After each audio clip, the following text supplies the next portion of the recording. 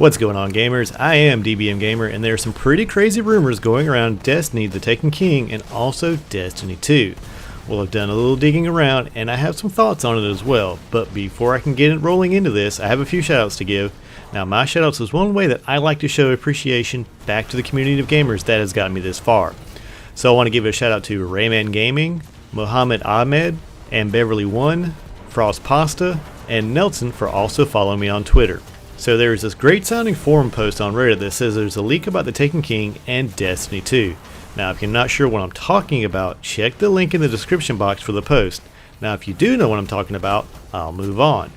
It throws in some facts like Commander Zavala will play a role in the Taken King, things like there will be multiple raid bosses in the Dreadnought raid. Now, these are things that I think everybody already knows as facts. Zavala has been heard in the opening narration for what we have been shown in the trailer so far. It also points to the Dreadnought as being a large patrollable area. Once again, this is fact. I proved it's the day after the trailer released, and Bungie has even said as much. Then it sprinkles in stuff like there still won't be trading, and Bungie is working on a way of ascending items for year 2. This is stuff that sounds like it could be true. And then we get to the meat of the post, which talks about this. Now, for Destiny 2.0, this will be a completely new game. It's titled currently as Destiny 2 The Shattered Suns, and is planned for release in September of 2016. The date does sound reasonable. You will still be using your current characters, something we know that Bungie has said once again. This is where the post goes off the rails for me if you can spot it. It will focus heavily on Osiris and his endeavors, as he is the main quest giver in the game. A new form of enemy is said to be in development, possibly Amkara. Couldn't get a straight answer from anyone on that, so he says. Mercury is also supposed to be a big player in Destiny 2 The Shattered Suns, the main area in which Guardians will explore. Bungie has also hired Hollywood writers for the story of this game as well. A new voice for the Ghost is also being implemented. Bungie apparently stated they are not going to continue with DLCs, but instead release free raids, planets, etc. throughout time. They will only be continuing with the main games after the Taken King and its successor DLCs. So let's look at what some are calling facts. And number one, let's look at the source of this post. The guy who is posting this barely makes any post. So for someone with so much insider information, you would think he would be a little more active, right? Next, like most everything else in the post, it starts with plausible or already known information. That date? Yeah, that date's been on Activision calendar, and they've said they would like to get Destiny 2 out the door by then. The part about Osiris being a quest giver and Mercury does seem plausible. But here's where it goes off the rails. Bungie has hired Hollywood writers for the story.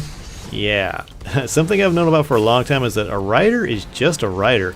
Whether you make scripts for TV or you're just a book writer, it's just a job. So to say in quotations Hollywood writers sounds damned fishy to me.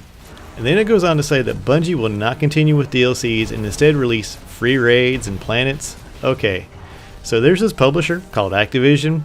They dumped over $500 million in getting Destiny published. And yes, they have made all that money back, but you still do seriously expect me to believe that the content will be free and that Activision is completely cool with making no more money on their investment. Yeah, if you're watching this video, you're probably already one of the smart ones. I do what I can to educate, inform, and keep people up to speed.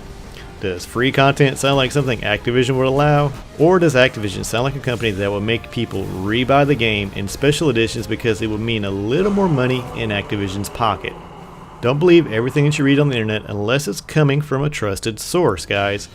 Does some of that sound like it could happen? It does. I could totally see the story going in that direction, knowing that the last 2 DLCs after this are supposed to focus on the Vex and the Cabal. But free content? Even if they made a switch to a subscription model, Destiny as a franchise would not survive it. The backlash would be monumental. Well, all I gotta say is, if you're watching this video, I'm glad you're one of the smart ones who wasn't taken in by this, because I wasn't either. Well guys, if you like this type of content, just hit that like button, or leave a comment, or if you just want to see more, hit that subscribe button. But as always guys, have a good one.